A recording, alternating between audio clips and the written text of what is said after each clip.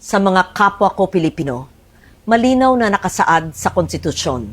Walang sinumang senador ang maaaring lehitimong tumayo bilang Pangulo ng Senado batay lamang sa 12 boto. Ito ay pinagtibay sa ilalim ng 1987 Constitution. Sa Article 6, Section 16, Subsection 1 ng 1987 Constitution. The Senate shall elect its president by a majority vote of all its members. Ang ibig pong sabihin, makakapaghalal lamang ng isang Senate President kung makakuha siya ng mayoryang boto ng lahat ng miyembro ng Senado. Ayon po sa konstitusyon, 24 ang kabuuang bilang ng mga halal na senador. Kaya naman, 13 po ang kinakailangan para magkaroon ng mayorya. Nakalagay din sa alituntunin ng Senado, sa Rule 2, Section 2, na the officers of the Senate shall be elected by the majority vote of all its members. Ang mga opisyal po ng Senado ay ang Senate President, Senate President pro tempore, Senate Secretary, at Sergeant at Arms. Hango at nakabase po sa ating konstitusyon ang mga alituntunin ng Senado, kung kaya't tulad sa Senate President, boto rin ng mayorya ng lahat ng miyembro ng Senado ang kinakailangan upang magtalaga ng Senate President pro tempore, Senate Secretary, at Sergeant at Arms. Malinaw, 13 boto ang kailangan. Sabi din po sa Rule 15, Section 44 ng alituntunin ng Senado na except during the election of officers, a majority of the senators shall constitute a quorum. Simple lang po ang kahulugan nito. Iba po ang bilang na kailangan para sa quorum. Iba rin po ang bilang na kailangan para po sa eleksyon.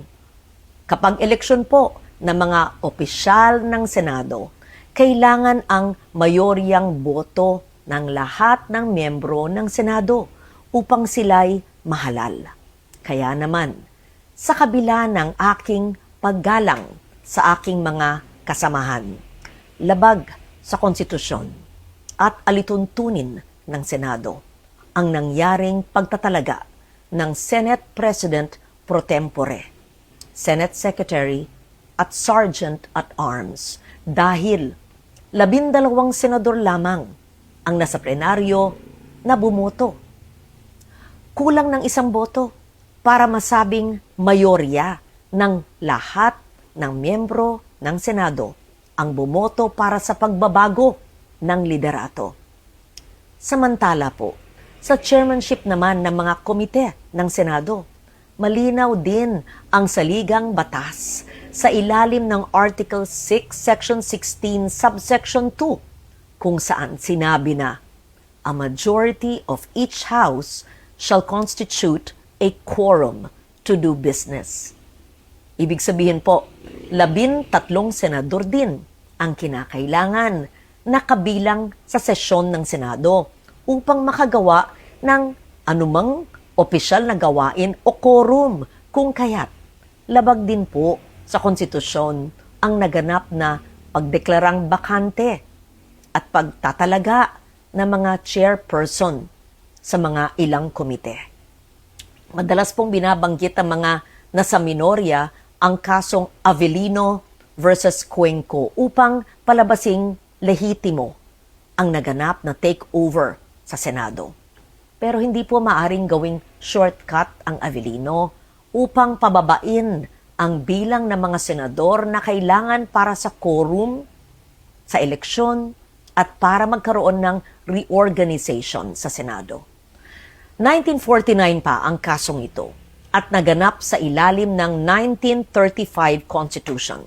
Nagbago na ang ating saligang batas, 1987 Constitution na ang sumasaklaw po sa atin. Dito, malinaw na 13 ang kinakailangang boto para maghalal ng Pangulo ng Senado at parehong bilang din ang kinakailangan para sa pagboto ng mga opisyal. Hindi rin bago ang patakarang ito noong pang 1973 Constitution. Malinaw na ring nakasaad na ang Speaker ng National Assembly ay dapat mahalal sa pamamagitan ng mga mayoryang boto ng lahat ng miyembro. Kung tatanggapin natin na maaring basta-basta na lamang bawasan ang bilang ng mga senador na kinakailangan para sa eleksyon ng mga opisyal at pinuno ng mga komite, malaki ang magiging epekto nito sa operasyon ng mataas na kapulungan. So tuwing may mga senador na nagkakasakit, nasa abroad, pansamantalang wala sa session, na aresto, na detina, at iba pang kadahilanan, maaring gamitin ang dahilan na ito para palaging mag-reorganize ng Senado. Pag nangyari po yun, hindi na representasyon ng taong bayan. Interes at issue ng panahon ang magtatakda kung sino ang nasa mayorya at mga opisyal ng Senado.